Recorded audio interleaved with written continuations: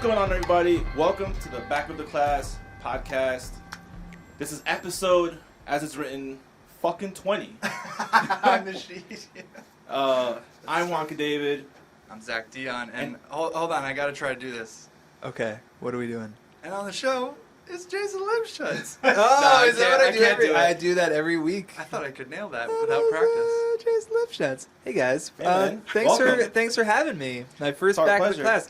Yeah, I was thinking about this. So now that I'm on Back of the Class, I've been on every Fuse podcast, and it's funny to me that I was on the K-Stop, That's hard. which is the K-pop podcast first, because I don't know anything about K-pop.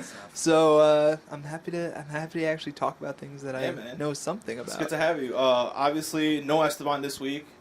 I was gonna say I'm gonna rep conspicuous Philly by his accent, yeah, but he's not here. He's on assignment as he usually is when he's not here. So this week, the usual. We're gonna get to some music stuff. We have a really cool interview that I did at E3 in LA with MegaRan, and then we're gonna talk some Game of Thrones because after that episode, it needs to be talked about. It's pretty crazy. So first of all, obviously, you guys know to catch us on iTunes, subscribe, rate. We're all on Twitter. We'll give you the handles later on. So definitely hit us up and, show some love. So let's get to the first subject of the day. All right, so last week, Wyclef Jean reappeared. I don't know what you guys got. So he came back with a single to start it out. But what's your guys' histories with Wyclef?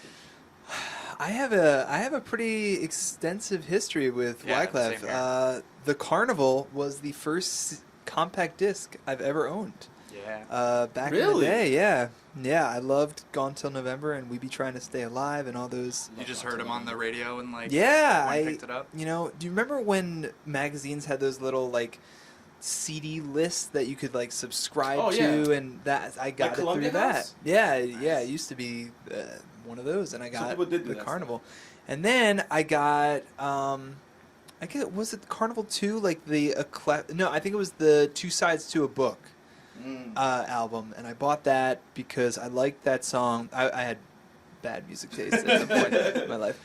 Do you remember the song he did with The Rock, It Doesn't Matter? Oh, yeah. That was for, the WWE collaborations. Run DMC did one. Yeah. I forgot about that catchphrase. It doesn't matter. Yeah, so I own that CD too. So I haven't listened to either of those CDs in over 10 years, probably. I think it's time.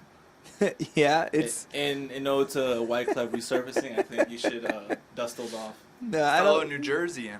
Yeah, I know. Hey, it was kind of crazy when he ran for president of Haiti. That was cool. Yep, that was something. That's really all I got. I'm a Fugees fan. Juan. I like Wyclef. Like Jason just talked about, that album Carnival was Wonton and Mare on that too?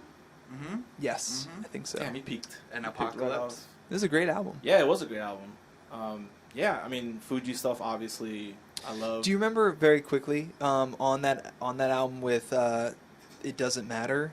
He had a song called Where Fuji's At, and it was a kind of a weird thing. It would have kind of broken Twitter if it had come out today, where he literally was like, "Hey, Lauren, Praz, what's going on?" In the song. Yeah, you got to check that out. It's called Where Fuji's At, and he's just it's the first song on the album. He's just like, "Where are you guys going? Wow. What's going on?" So. I do not remember. Many that. people have wondered the same. Yeah, So. exactly. But and I guess that was right before they got back together at Dave Chappelle's block party and played some shows. But anyway, The last time I could remember thinking about him was his cameo Yeah. in the Making the Band sketch for Chappelle, where Chappelle's pretending to be Dionne and he chokes him out.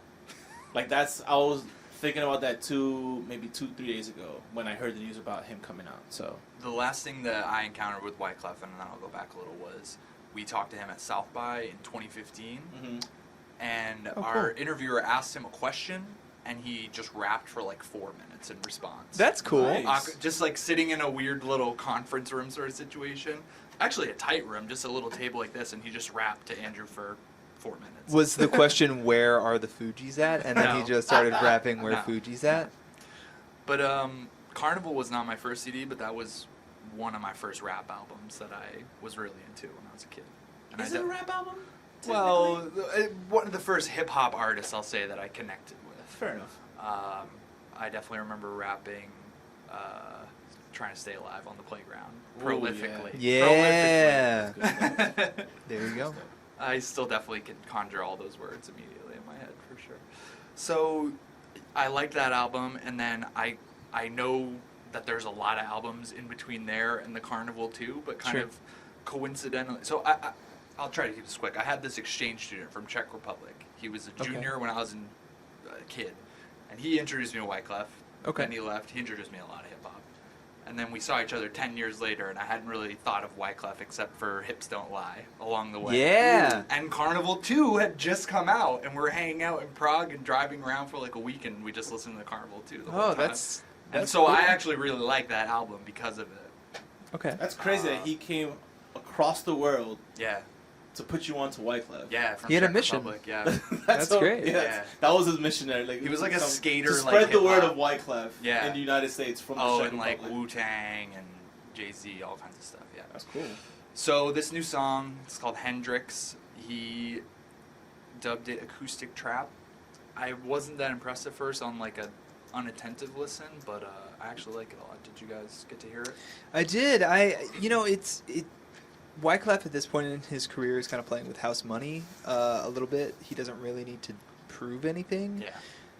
But I kind of like what he does here in terms of sticking to his own voice while experimenting a little bit with this, like you said, trap and acoustic guitar. Yeah, I don't know if it's like something that I would replay a bunch, but I appreciated it on a quick listen. Interest peaked. Yeah. Yeah, kudos for trying and trying something. Nice try, Wyclef, Yeah. says Juan. I didn't love it. I didn't hate it. Yeah. I appreciate the trying to merge two different things together Mhm. to make it, something different. I always give props to people who explore and go out of what they're used to. That's Mhm. like, I always give props because it's not easy. Having said that, it does intrigue me to what else he's trying to merge. 'Cause Right. It can't just be that. Yeah. So- no, he's obviously so eclectic. Yeah. Yeah, there's a little Gone Till November reference in there. I like that. And then there's one part where he's doing that kind of, the sort of rap where you're just kind of like rapping like you're falling downstairs, just really tumbling out the flow really Oh, hard. yeah. I like that. Yeah.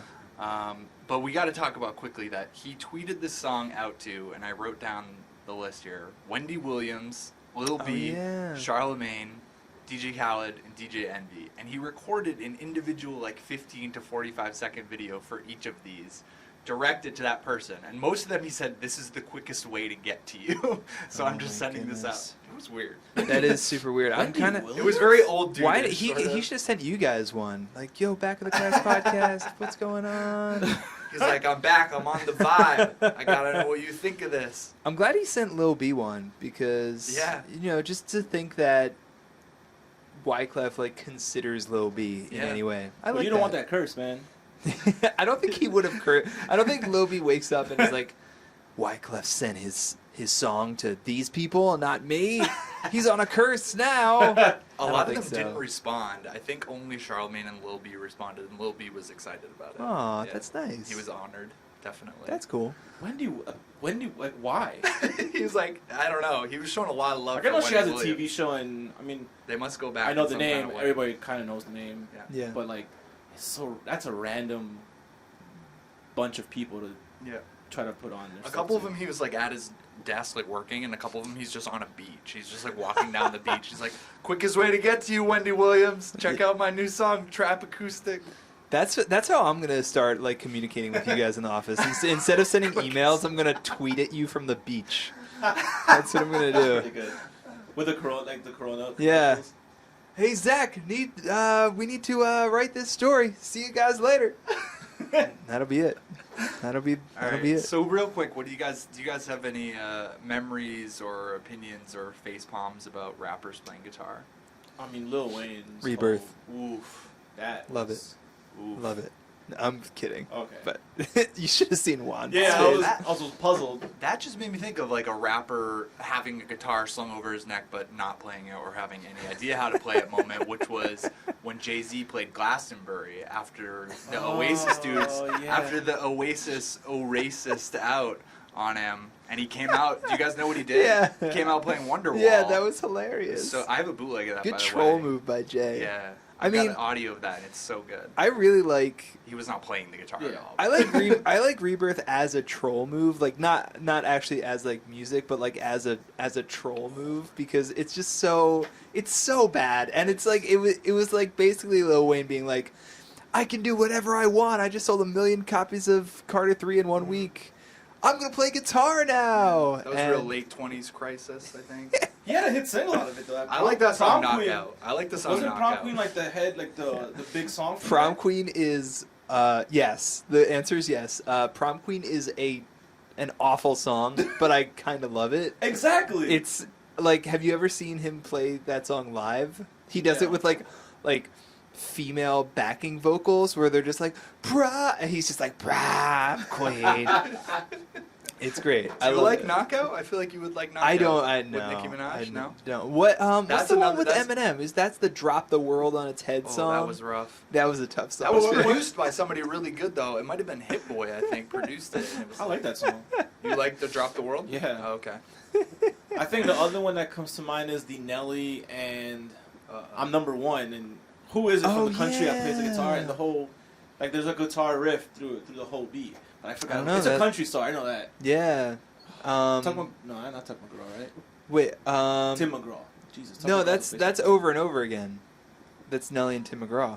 Okay, but there's one of him. Number one. I yeah. forget who plays guitar on that song, but it was on the Training Day soundtrack. Yes. So now I'm just like remembering yeah. Denzel playing guitar, but it's not Denzel. There's a great moment.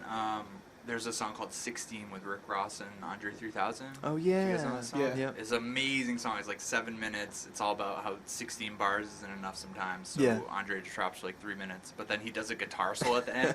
And it is just deathly bad. It's like, it's basically note for note of Nick Jonas failing that guitar solo on stage. Where you no. you start out bad and then you just don't even really end it. You just kind of wonk a few notes and like peace out. Man. And Rick Ross is in the background just going, amazing. That's great. Yeah. I have Did to Lil Wayne revisit try to it. defend that guitar thing? Like, I play, like, Baby, I think I remember seeing Baby in an interview going, like, oh, yeah, he plays. Like, he's played for a while, and he's dedicated, and I remember he's, like, in a tour bus, and he has a guitar, but he's like, I'm not going to play it for you, but, like, I play. All right, Yeah. Well, at least the skateboarding worked out, it seems like. He did it. Moving on. So, now it's gonna get heated. We're gonna go from fun to something Can I else. just say, like, this might be the inaugural segment, because I want to do a segment every week of something that you want to rage about, and Jason might be the inaugural I like rage this segment. Okay. That's So, very Juan. You definitely got something. The every week I rage rage about segment. something. So I'm like, you know what? Like, we should come up with like a sound effect, like the scorching, because. I like that. And then Zach was like, oh, Jason wants to talk about this Childish Gambino thing, and he's not I a don't fan. think I'm he like, does. oh. I don't think he does want to talk about And it. I'm I like- want him here to talk about And I it. told No. Jason, I'm like, oh, let him rage. But I love watching people rage. It's really funny because like this is on Pop Chat, my podcast, I like rage against like the new Justin Timberlake song. So now I'm like I'm just like hopscotching and raging across different podcasts now. I don't mind it at all. You raged out against Lil Wayne last week for going back to work too early. Yeah, I did. We saw him at Gave him E3. Gave him a big Yeah. down. I did give him a big down. I mean, he had like 2 Big ups seizures and big then he's like downs. back to My work. Favorite segment. Oh, thanks, man. Yeah. Dude, we saw him at E3. And Yeah, did you tell him that he was on Big Downs on Pop Chat? No, I should No, have. that- I should have yelled it from where I was. He saw him Play at the thing you were Prom Queen. upset about. That was his comeback thing. Yeah. That's Yeah, what we it were. was. Yeah, and me and Esteban were walking around, and somebody on the loudspeaker was like, "Come watch Lil Wayne in booth number something." The Samsung Galaxy booth, and we're like, "There's no way. He was just like in the hospital for seizures." I would have taken a poster board and written like "Take care of yourself" and like held it up after his song, like go home and rest. Like that would have been my. And he looks at the sign. He's like, "You want me to play prom queen?" And Here we go. I'm like, well, all right, well, now that you Now that you you're mention here. it, yeah. All right, so Donald Glover, AKA. aka Dong Lover. So wait, tell me why you guys. So the news this week is that he is like back, He right? put out an app It had a weird countdown that I explained as more confusing than the thing in Union Square that's ostensibly a clock. Yeah. That's a clock? Yeah. I thought it was like the amount of people smoking in the country or something like that. Like, you know those weird I think it's tickers? a clock of that. I don't know. It's a little bit of both. But so he put up this app, there's a countdown. I checked in here and there, and a planet is getting closer as you're going. It's like flying through space, hyperspeed. Jason won't have I'm so he's out not of this. having Go it. ahead. I love it. And then it gets to the end, and the planet is huge, and it hones in on Joshua Tree, and it's like we're going to have a 3-day festival. Tickets are $99, and it's going to be an album experience. So basically, it seems like he's trying to do what Beyonce has done with the visual album with movies, with like a festival album. Yeah. Is what I'm guessing his Which is a cool aspirations idea. are. I'll say that.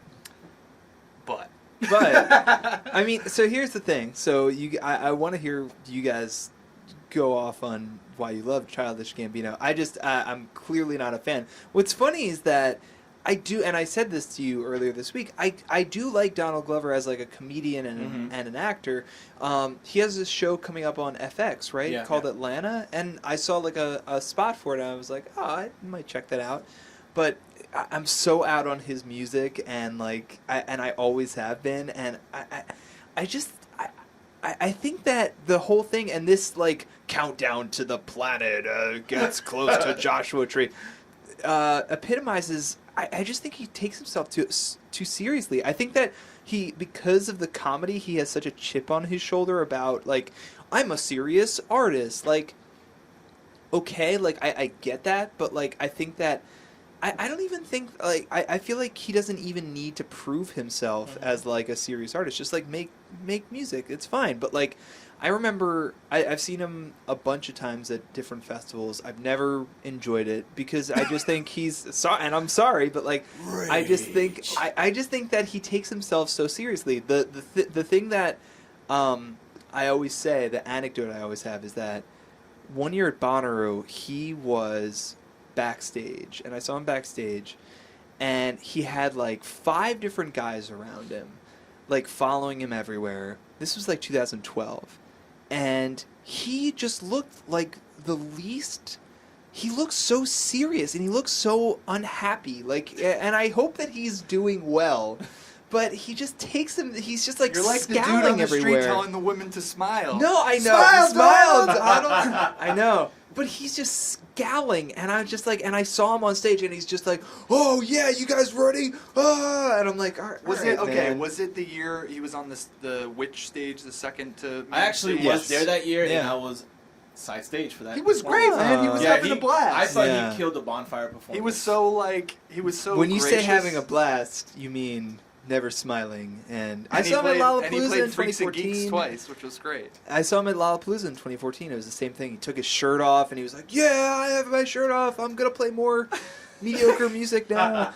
I don't know. I'm sorry, Kinda guys. thin. Kinda thin rule over there. I will say that I have listened to both of his albums. Like because people love him, and I will say that the people who were watching him were totally into it. So it's my problem. It's So not your like your him. inch that you'll give is that this festival idea sounds cool. Yes. My inch that I'll give is that Camp, the first album, is like not very good. Oh yeah. Really? I think if you're a fan, you can come to love it like I have. And you mentioned Bonfire, like Bonfire's all the way dope. Yeah. And there's some great songs, and later on there's this song called Kids. It's very beautiful. I love that album. But it feels what his dude, he calls himself Fam. It's like his right hand man, and he only kind of came on board toward the second album, and now he's been his right hand man since then. Yeah, because his first right hand man was Ludwig, that he used to do a lot of his right, stuff. his producer, which Yeah. I love his stuff. He did the second album too, but the guy Fam was like, you just sounded too much like a theater kid to me.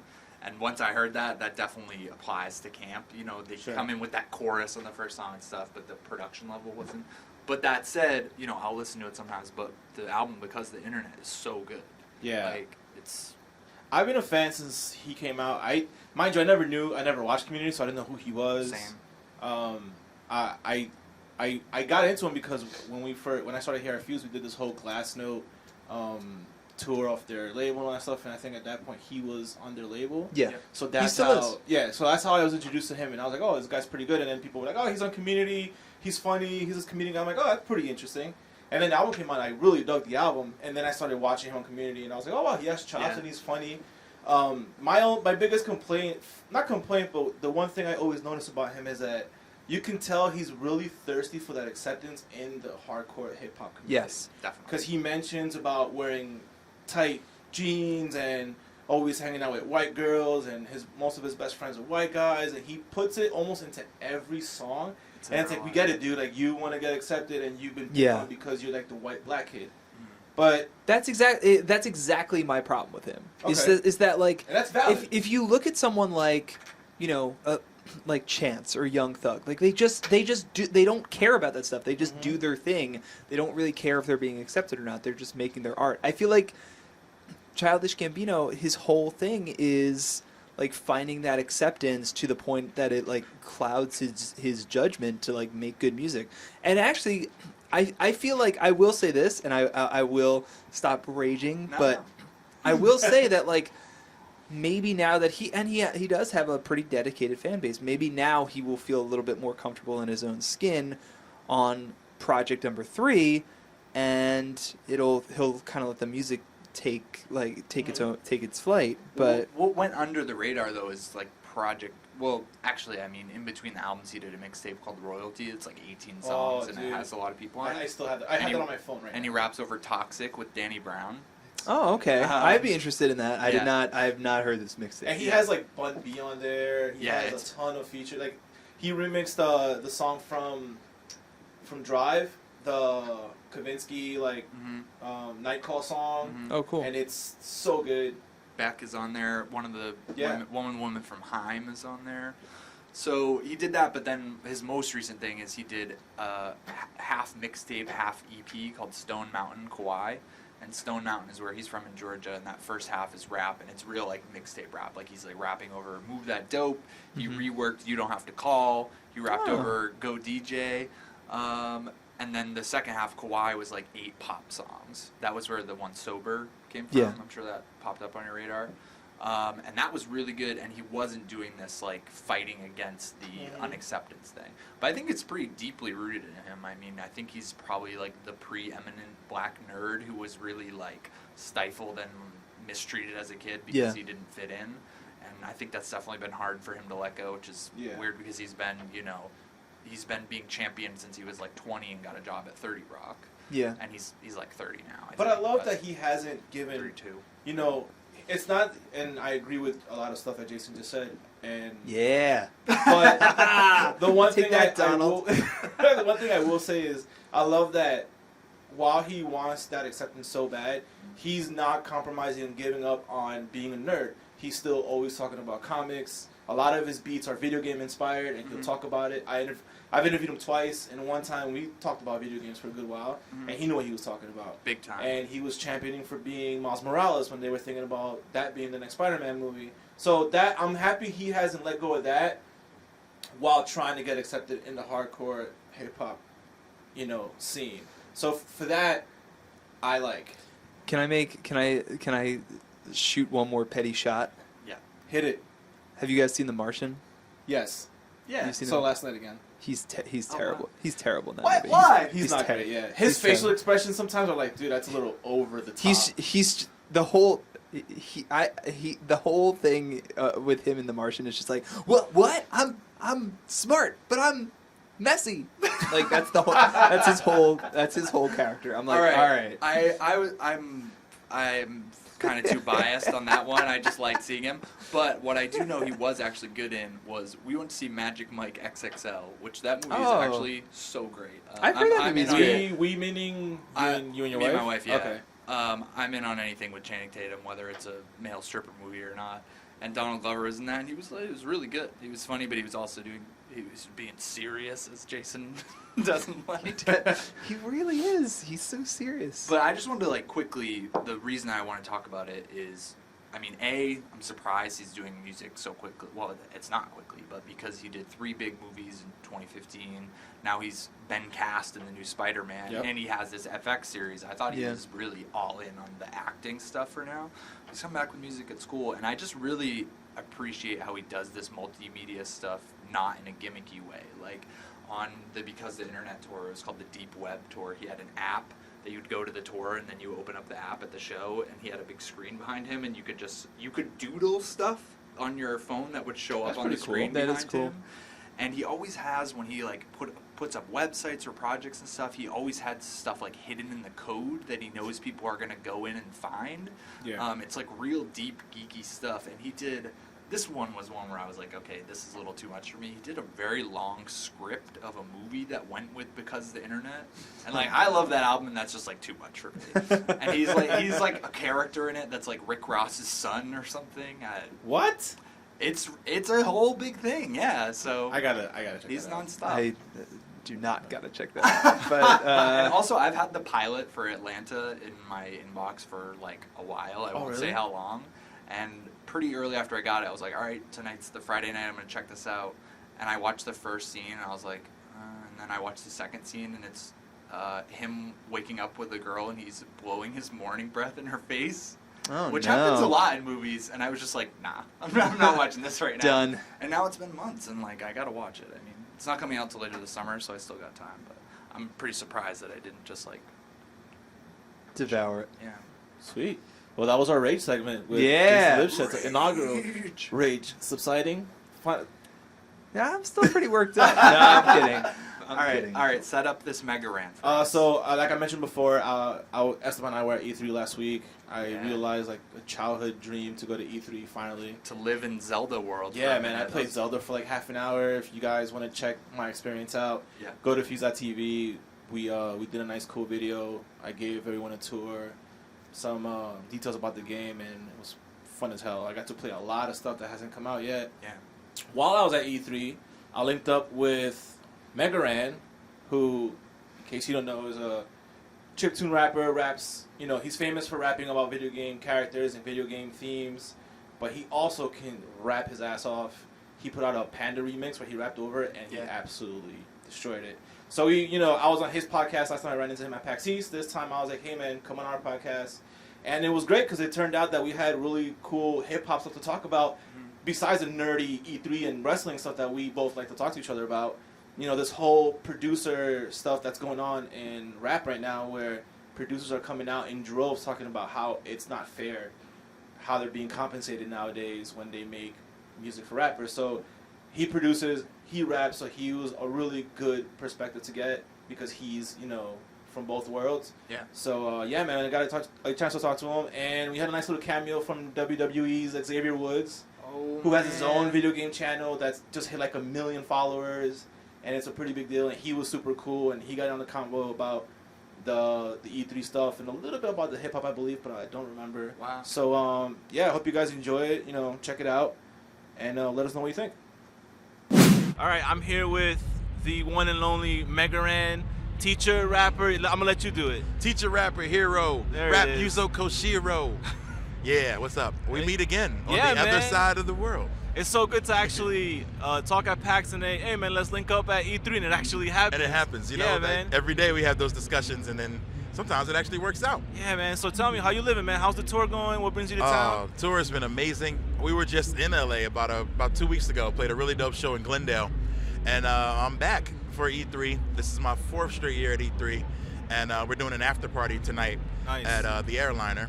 So I'm really looking forward to that. That place has got a lot of history as far as me. It's the place I played in LA the first time I came out here back in like the mid 2000s. Mhm. So it's always good to come back and play that spot. E3 is great, just seeing all my friends in the business and in the industry, and being able to play new games. So that's always fun. Yeah, man. I mean, did you come with any illusions of getting your hands on anything specific that you're looking forward to? No, man, because I'm not for lines. Like I think we were talking about it at PAX. Like, I don't do lines, man. Like I I agree. see the line and I'm like, nah, it's already gonna come out. You know what I mean? Like, it's gonna come out at some point, and there'll be plenty of them, plenty of copies. So I can wait. I like to look at it, so I'll take pictures over people's shoulders and do that. I wanted to play Mighty Number 9, so I did that last year. You know what I mean? Like stuff like that, like indie stuff I was Sure. really into. And so that what got me excited. But the big stuff is great, of course. But I don't get my hopes up with thinking I'm gonna play it. Yeah, man. It's pretty crazy. Like the Zelda line alone is 7 hours. That's ridiculous, man. Yeah, I got lucky because on media and even media is not get out of jail free card like you're gonna Really? get everywhere. Yeah, so. And I definitely agree on that because I can't do lines either. That's why I don't go to theme parks. Nah, man, I don't do it. You need to. They need to have like a fast pass system here, like Disney. Flash pass. You know, you get it early and you get the speed pass. Yeah. You know, or something like that. So before we started, man, you were telling me this crazy story about your show in Oakland, man. Man, I didn't even want to tell a lot of folks because, especially in Oakland, which is a town I love a lot, but at the same time, it gets kind of a bad rap. So I didn't want to tell the story, but you know, we got hit up by some Oakland Raiders out there. We got robbed, and I mean, it could have been so much worse. But right outside the venue, like literally 25 feet across the street, like our rental car got smashed, and they just grabbed. I don't know how they did it. They must have been ninjas or had a huge crew, because they grabbed like 4 duffel bags full of clothes. So they got my dirty drawers. But they also got my PS4, which was in a Games Vanguard case. Hurts my heart. And man, my saves is most important. So this will be a lesson to everybody. Get PlayStation Plus if you got PS4, because it'll save your actual saves. I was gonna say, yeah. Get PS Plus. Put that on the I cloud. didn't have it. So starting The Witcher over, like you can forget about it, man. Like I don't want to do that. I almost cried. I turned on my game and it was like, new game.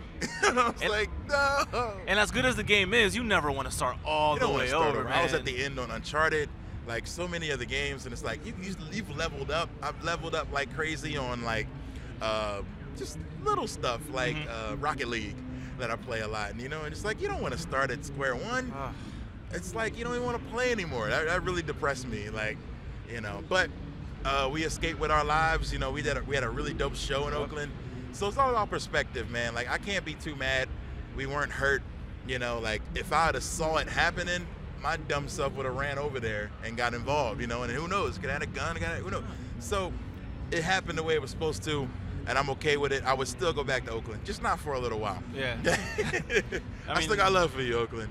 Don't mess with a man's PS4, man. Nah, man, not my games. Take your dirty drawers, take your clothes, have my but socks. don't take my PS4. Not the PS4. Ugh. So, it's been an interesting couple of 2 days in hip hop.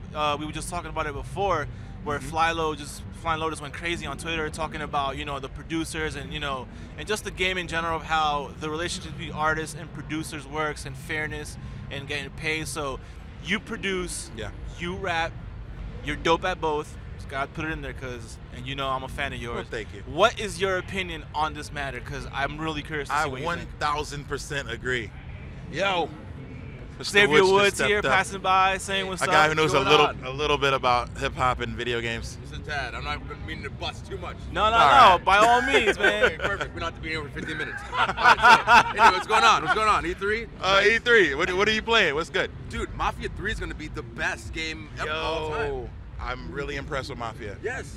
Really? Did you play Mafia 3 yet? Nah, not yet. I've seen like screens and it looks insane. So we sat in the what's the word for it?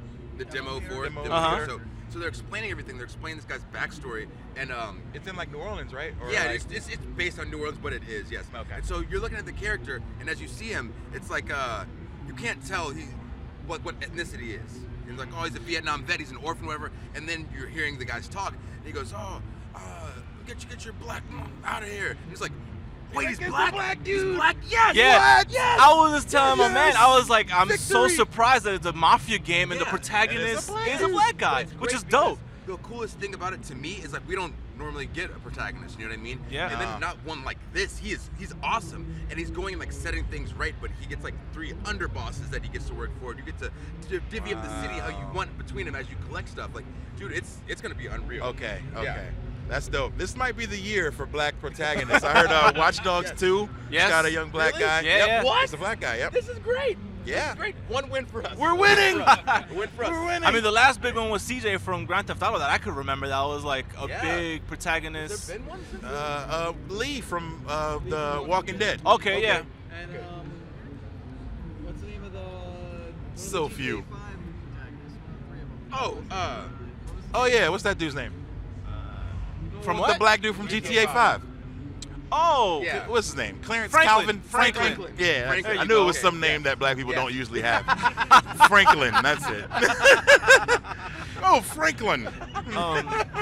I know, MegaRan, you haven't gotten a chance, but Xavier, I saw you playing Tekken yesterday, and you were in some heated matches, intense. man. It Tell gets very me intense. about that, man. Tekken 7 is gonna blow everybody out of the water. It's so much fun. And the coolest thing about it is that if the match is close at the end and both of you are attacking at the same time, it goes into this slow motion situation. Oh, that's so then dope. you see who tags who first, so you can really see who wins. Oh, wow.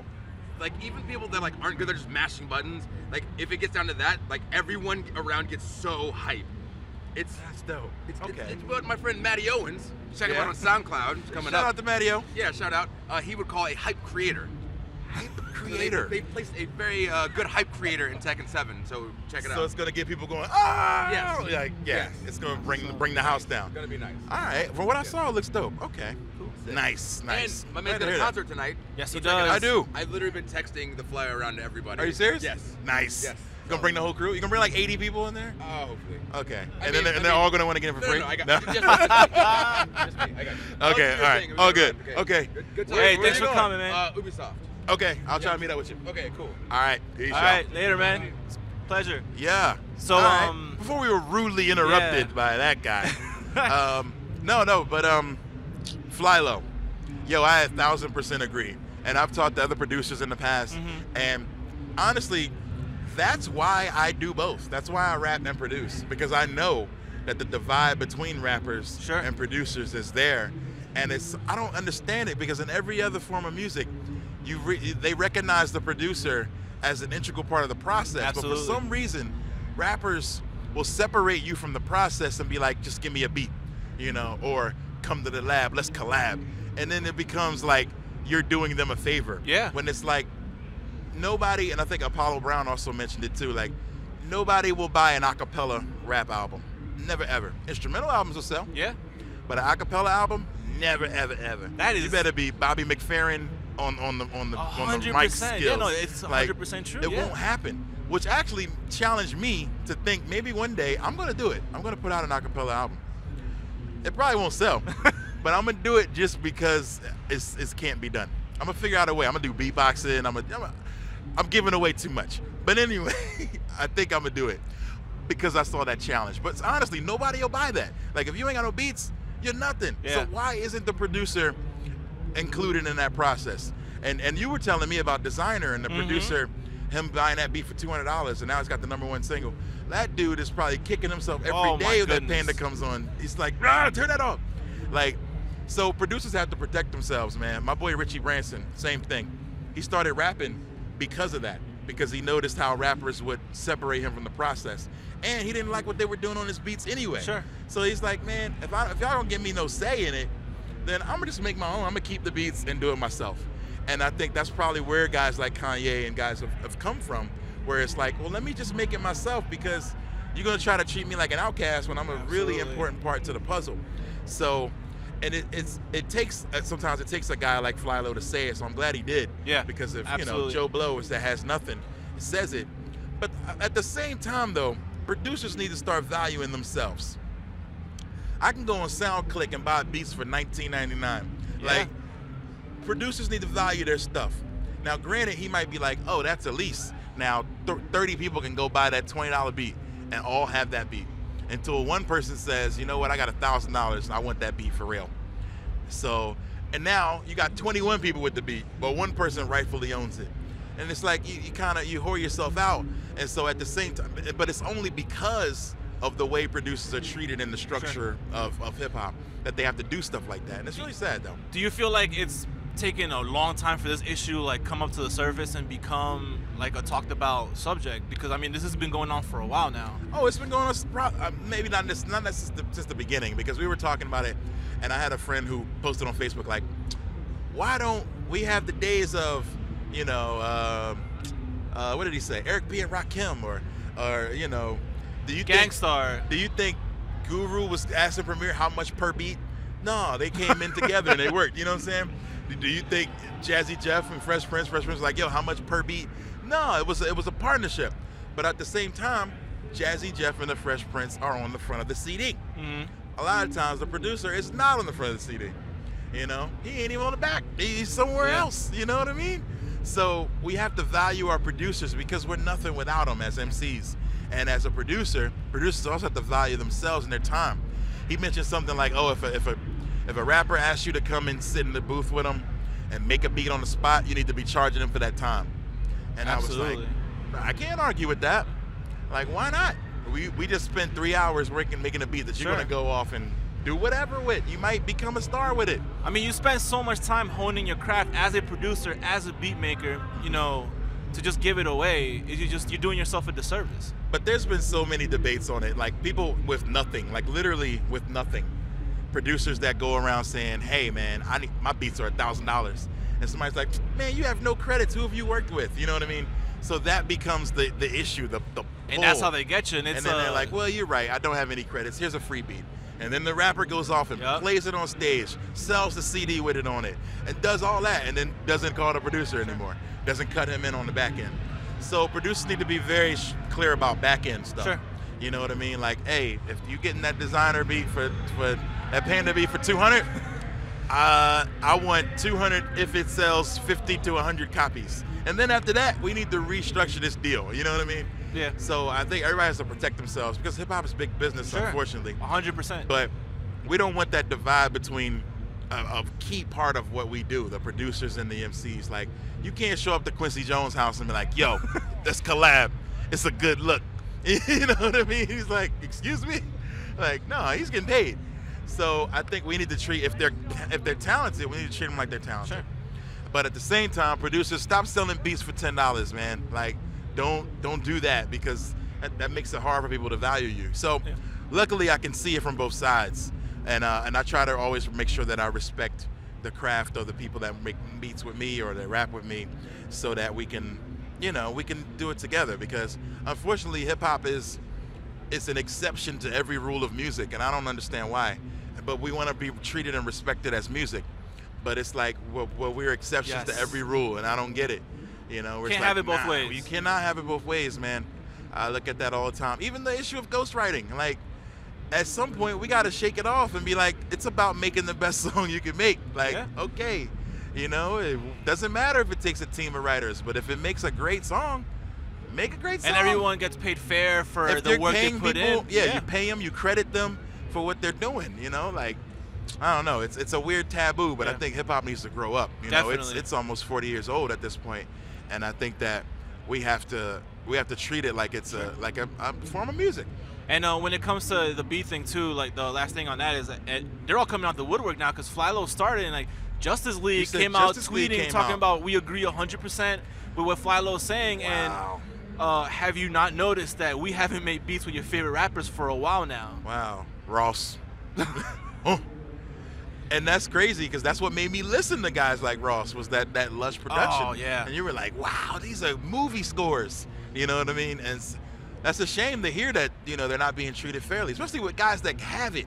Yes. I can see, though, if we struggling and we got nothing, then it's like, let's just hope this blows up and then we can both get on. But when I'm on, it's like, come on, you got to look out. Absolutely. But, it's too much of that crabs in a barrel mentality, where we're like, it's easy to just push you down and step on you and get up, rather than to try to pull you up and take that time, because somebody else might push me off the edge when I'm trying to get you up. So, I don't know. People are so protective of their spots, but let your skills keep your spot. You know what I mean? Damn right.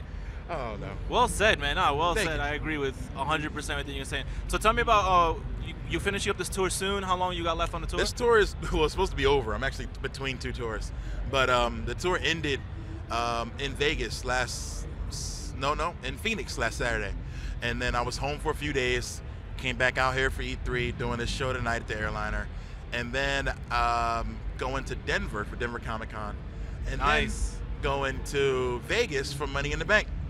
Nice. Yeah, so I'll be out there checking out the pay-per-view. Oh man. And then going back to Phoenix, because Raw is in Phoenix the next day. So look at you. So I got man. a busy weekend. Some of it pleasure, some of it business.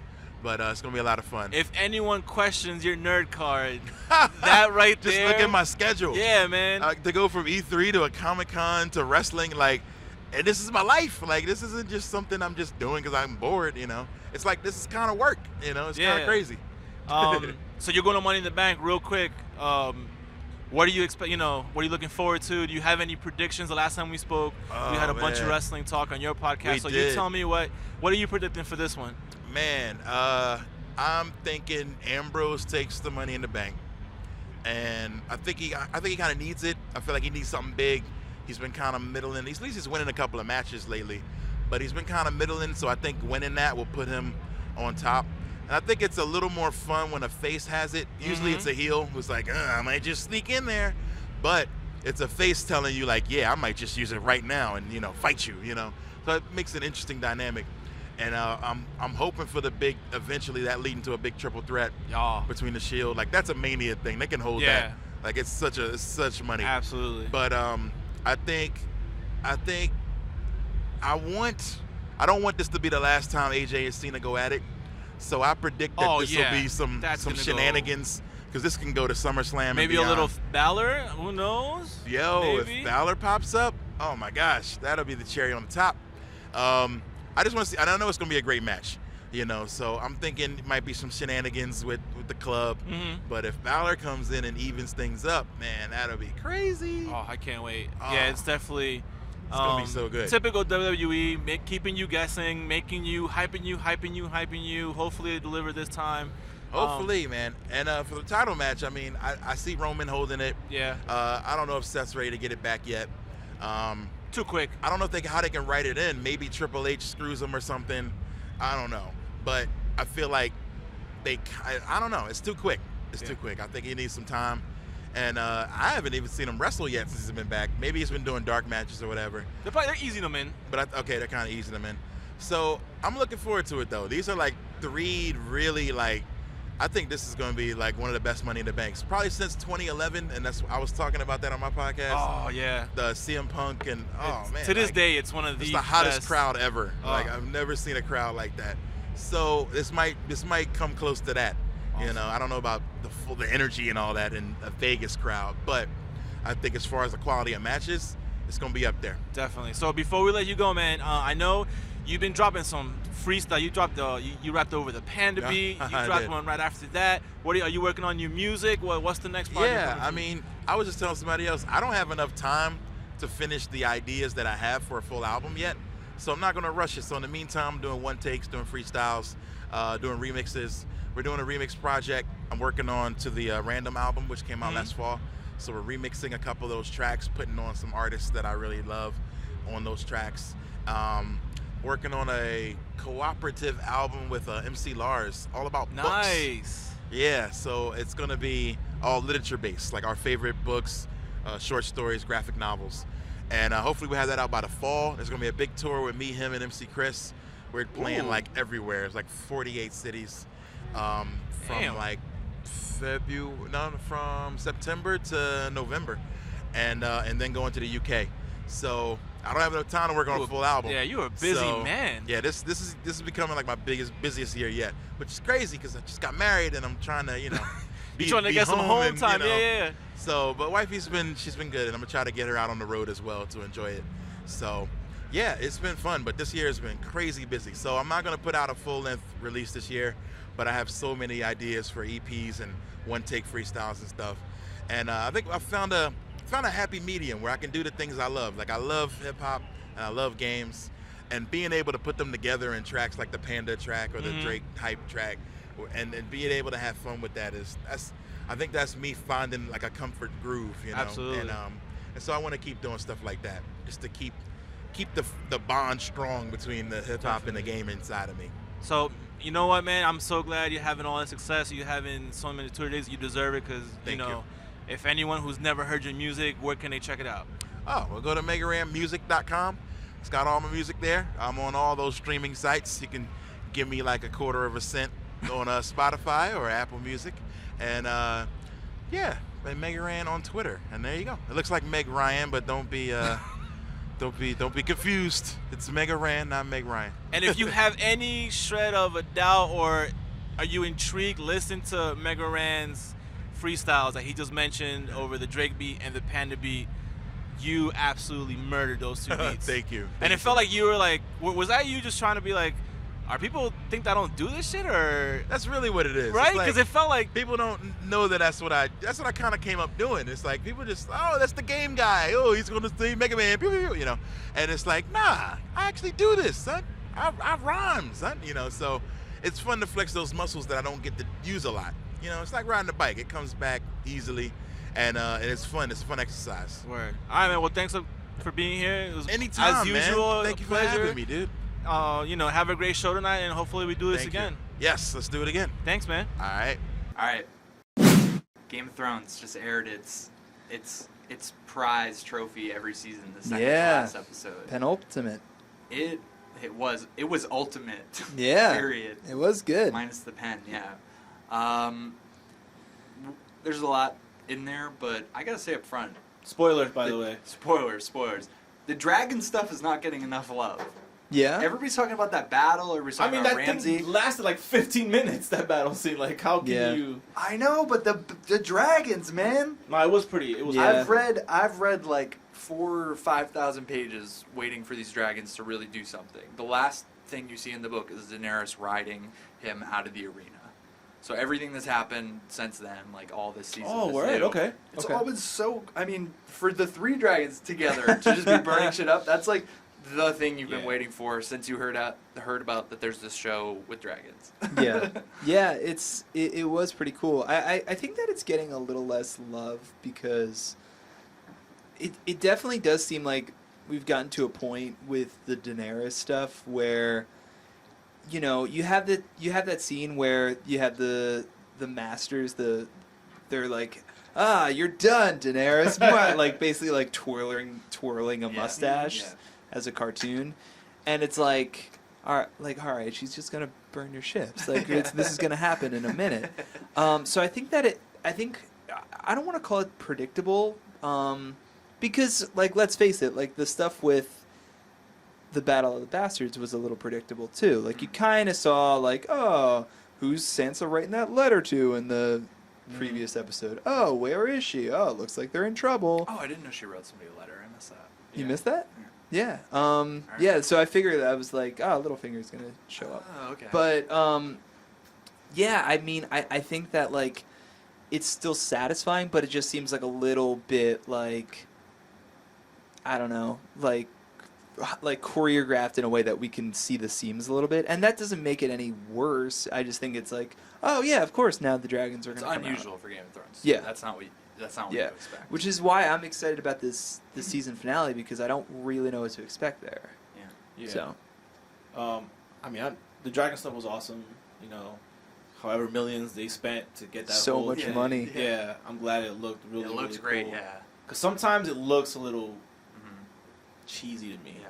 Like when she flew out of that arena, it looked very never-ending story to me. And I was like, I was like, ugh, okay. But yeah, man, like that whole scene where they flip it on the Masters and hit Tyrion's speech, like. Oh, and when the Dothraki came riding in. Yeah, like that was good it's stuff. done. And then to see, her take control, and then you see, I always call him Reek, man. I want to call him Dionne. because I feel like that part is like, all right, Yeah, you've paid your Reek, dues, Reek. man. That So, was very cool, yeah. Having, them there asking for help and then working out the deal, and the little looks between her, like Dany and her name escapes me, Yara. where it's like, yeah, it's good to have a woman ruling, and they both look at each other like, yeah, that'd be great. It's that stuff was cool, but I mean that fight scene. At some points, I was like, is this getting a little too long? Are they dragging this out a little too much? No, the only time I was getting uncomfortable was just those piles of bodies, which is exactly what they wanted you to do. Oh, You yeah. just feel like how inhumane war is and how you just really become just a body. Yeah. Oh my god. They had a shot where it was very reminiscent, and it had to be on purpose. Because do you remember when Dany frees the slaves and like they're all trying to reach her and it's her in the middle and they For do sure. the pan up? Yeah. They did the same thing with Yeah. John with Yeah. I was Yeah. like, oh, it has to be on purpose. Yeah, I think so. There was some points where they had the camera really tight on the fighting, and light was coming in and out because there was so much movement, and I had to look away. I was like, all right, I can't look at this because it's like I'm not epileptic, but I was having a hard time keeping up with my eyes. Mhm. But having said that, besides that, like the way Ramsay gets his comeuppance is, I think, poetic justice. Yeah. Have you ever seen a dog ripping somebody's face off? I don't think so. Not Yeah, I just don't in Game think of so. Thrones, Yeah, but in we still have it. in but- all I of know. I cinema. think of my family's little terrier, and I'm like, come on, he's never that hungry. So what are you guys hoping for in the season finale? What do you get? Like, what are some major predictions that you guys have? I want to see Arya finally get to Exactly, Winterfell and just put an end to that godforsaken story. Like, Yeah. So you weren't a fan of the Bravo stuff? not at all, because they. A girl has been given a second Yeah. chance. 2 seasons of just frustration from Yeah. It's funny you said I had one of those. You know what? When you make a reference but no one's around that Yeah. gets it, and you're like, that was really good. And damn it, no one was here. Like I had one with my daughter when someone was like, "What's your name?" And then she didn't say anything, and my wife was like, "So you have no name?" And then I said it like, "The girl has no name." And then like I kept going, and my wife's looking at me like, "What?" And I'm like, "Damn it! Why is no one your here?" wife doesn't watch Game of Thrones? No. See, my wife's more into Game of Thrones than I am, which is, I really enjoy it, and like, but she's all in, like, she listens to the podcast, reads like every recap. She's all in. Wow. But anyway, yeah, I got kind of sick of the Arya stuff too. I think that there are some characters that like they don't really know what to do with them for like a season. So like perfect example was Theon, like in season 4, I guess, somewhere around there. They were just like, okay, Ramsay has him. We don't really know what to do with him. We're just gonna keep torturing him every now and again. Like literally, like every other episode, they're like, "Well, I guess we'll check in." That's what they did with Still Ramsay torture him. too. Ramsay didn't have much to do except a couple talks with his dad there, and then always just do something shitty. Yeah. Arya is just so far gone for me that Yeah. like I can't think of anything they could do that would redeem all this nothing that's happened. But that also puts them in a place to do something really surprising with her. So hopefully, but if she's going off with these fucking actors and just, come on, Yeah, it's so do something. It's so weird. It'd be funny if she was an actor and she just like won like the Westerosi like equivalent of an Oscar. That'd be cool. I'd be fine with that. A Tony. Oh, There's no Tony, yeah, true. But I feel like, see, I go the other way. There were some plot lines, and again, I thought of the Theon stuff because I really hated that plot line when they were just torturing him.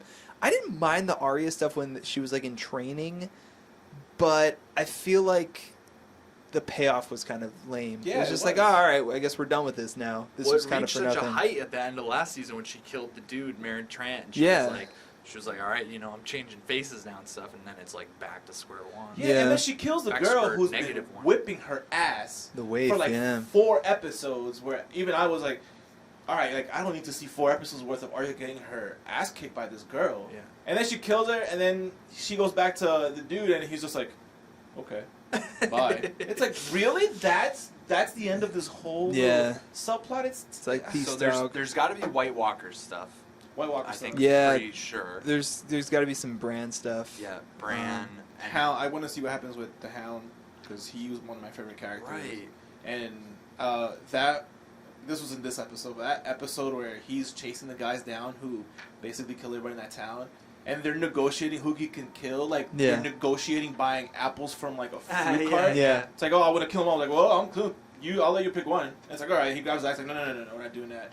You can only do this. And like the whole, it's such a casual conversation about something so violent and. He is a great character. But he's a great character. I want to see what happens, where he ends up. If he ends up at Winterfell, if he goes back to King's Landing, or what. Yeah. Where he ends up, and he should have stayed dead. I'm just happy to see the Starks get a W, man. Yeah. Because damn it, it's been a while. Yeah. That's something I'd like to see in the finale a lot. Is what do they do next? Like, okay, first of all, I want to say I've watched that episode for the last 3 nights. Wow. Yeah. Sunday I had to watch by myself. Monday I watched with my best friend and one of my 2 Game of Thrones buddies. And then last night I watched with a friend where I don't think her and I have ever talked about Game of Thrones or watched it. So I've watched it a lot. And last night I was just thinking, why is this battle so important to them that they're throwing all these bodies at it? Like, Yeah. I guess it was like to get their brother, but that was just such a lost cause. Yeah. And I mean, yes, they need to have Winterfell, but like, what do they do now? Well, it's their Like, home too. Like Yeah. that's. But there's a whole. I mean, I guess it's got to be HQ against the White Walkers. Yeah. Basically. Yeah, But- it seems it'll be interesting to see what John does next because they hinted that this season finale is going to have basically Sansa and Littlefinger like ruling, and maybe they get married or Ooh. something like that. Yeah, it seems like that's being telegraphed a little bit, but like I don't really know what John does now because like he's, does he like wait around and just kind of help out at Winterfell? Does he like try to avenge his father and go south? I don't really know. I think he's probably gonna. My prediction is some type of defense needs to be, some strategy needs to be made for these White Walkers that are coming. Dragons. Period. Well, yeah, but he doesn't know that, so Right. I'm assuming he's gonna be like, all right, now that we got Winterfell back, now we gotta figure out what the hell we're gonna do with these White Walkers because I've seen them. You don't go down easy. Yeah. So I think that's where his So character much of is. the stuff just seems like so petty to me because it's going to come down to dragons against White Walkers, Yeah. basically, and like the characters we like will probably be on Daenerys' side, and that's like it. Like that. I don't know, man. I'm rooting for the White Walkers. What if Yeah. I was like Team White Walker? Ultimate cold death, yeah. The epitome of it though is King's Landing. Like Shit's going everything down. that's happened in King's Landing, it's like, what's the point? Like, But like, Yeah. you guys are gonna get flattened in one way or another. but big shit's gonna happen because she's Yeah. going to that trial and it's not by combat, so Mountain can't fight for her. Yeah. So I think shit's gonna go down like It sounds bad like at with the King's. wildfire, it seems. Oh like, yeah. from that vision that Bran was having, and from how much like Tyrion was just talking about the wildfire this week. And the so- dude told her like my little birds told me it's true, because I Yeah. read somewhere that Qyburn. that there's a place where like they keep the wildfire and the Mad King had left that place like burn it down to the ground and his failsafe, and he tells her like it's true. My birds have told me that it's true. So shit's finna about to go down. I wonder if Cersei will kamikaze it because when she was in that talk last week with Marjorie's grandmother, and she was just like, "What are you fighting for?" / like, "What power do you have?" And Cersei was just like, had nothing to say. Yeah. So just what's her goal? Like, Yeah, I think that this week we'll see what Marjorie is up to a little bit because you get the sense that she's playing everybody, including the High Sparrow and Tommen. But like, to what end? We don't really know. Yeah, I'm excited for. I feel like I'm excited for some bad shit to go down in the season finale. As weird as that sounds, because I told you, Zach, after that the Battle of the Bastards, it was just like, yeah, everything worked out. Everybody's happy ending. Yeah, Sansa got her revenge. Oh, cool. Everything's cool with Daenerys. I feel like some shit has to go down in this finale. Yeah. Well, the giant died. Darken it up. That was a bummer, man. I guess, but like Really? none of the like. I was like, we were watching, and my wife was like, "Oh man, I hope Tormund doesn't die. I hope Sir Davos doesn't." Like, they're fine. Yeah. The big loss was the giant. All right, well, come on, like, we'll be fine. R.I.P. 1-1. Last living giant though. He was the last one. Yeah, well, So- I was just thinking though, it's such a good, they're so obsessed with those legends in Game of Thrones and like the stories they pass down. Yeah. Like the giant who broke into the door in Winterfell is his last move. It's like Yeah. just made, it's ready made for like the tales. And the way he dies too, like John's about to pull out one of the arrows, and he's like, "No," and it just keels over, and he's like, "Done." well, he got shot through the eye. yeah, he's done. Was that like before? That was his last. He was sitting there, and John was just kind of looking at him, didn't even get to say thanks, and it was just like.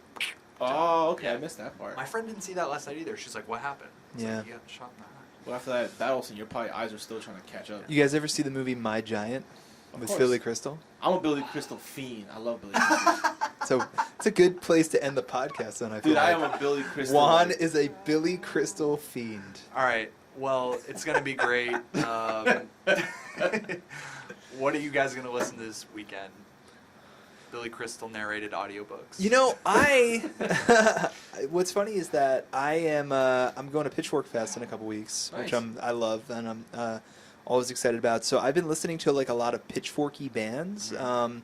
So I've been listening to like a lot of that are going to play Pitchfork Fest, and because I've been just like exploring the Car Seat Headrest album and Whitney and Twin Peaks and a lot of these bands that have put out great albums that I just haven't listened to. So I'm gonna keep doing that. So there's You good just name stuff like 3 happening. show titles and they're all bands. Yeah. There's good stuff happening in indie rock. Still. Yeah, you Alright. know. I mean, nothing as good as Childish Gambino's new app, but Had to get that one in there. I wasn't the background music on that all weekend. All right, Juan. I'm definitely gonna be listening to. I think the new Ray Schmurd comes out this week. No, actually, it comes out No? in August. Yeah, I got I thought I saw June Pushed 20. back. Oh, get out of Pushed here! back. Which, as I said in our meeting yesterday, how hard Pushed is it to make a back. Ray Shremmerd album? By Like, put it out. chance. Come on. Yeah, that's a Like, bummer. they're great, but just I wasn't expecting magic, but I just want to see like I'm what expecting magic. songs from there I could plug onto my phone that I could listen to over and over. Nothing this weekend, buddy. And laugh. DJ Shadow's new album's coming out. I'm a big DJ Shadow fan. The Mountain Will Fall is the name of the album. It's getting mixed reviews, but I've been a fan of his since introducing with E. So I'm definitely looking forward to that. All right, well, I'm gonna for the first time try to check out some of Rhymefest's music. Oh, Nice. he's pretty good.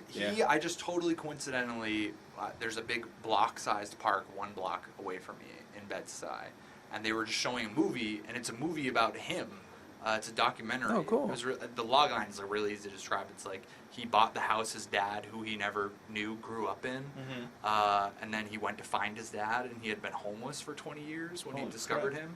And it's about them reconnecting Yeah. and him like getting his dad in rehab and trying to get him sober and stuff. And they did a Q&A, and it was like, I gotta listen to this guy's music. Like, it was cool. Check out Blue Collar. I recommend that album. All right, Nice. cool. Cool. guys. Well, let's thank Jason for joining us. Oh, and thanks, guys. Twitter- Be the inaugural Rage Mode Yeah. segment. I'm just gonna come on each week now and just to rage You about could be something. the Grind My Gears guy. Like, Just about. You know what Childish really Gambino. grinds my yeah. gears? Where So- can people find you? I'm at Jason Lipschutz on Twitter. I'm at Pop Chat. Check out that on iTunes to hear me talk about pop music each week. We have a very fun show coming up this week. We're doing like mid-year stuff in terms of pop music this Oh, week. cool. So yeah. And check out so- Jason's Game of Thrones piece on the site. Oh He yeah, I wrote about Game how- of Thrones this week. How the women of Game of Thrones leveled up hard this week. And Yeah. leveled Shout out crushed to the men Yara. To the dust. I like that leveled So, up. Yeah. Yeah. So, Thanks, there you go. guys. Yeah, you guys man. know where we are on Twitter. Hopefully. Yeah. If not, you're dead to us. But just in case, Oh God. I'm Zach at- Dionne. yeah, I'm at Juan Con Queso with a Z. And yeah, hit us up. Predictions for Game of Thrones if you have any, because next week we will be talking about the season finale. I mean, Yeah, we'll have kind of to. have to. So, yeah, thanks for listening. Thank and you. See you next week. Adios. Peace.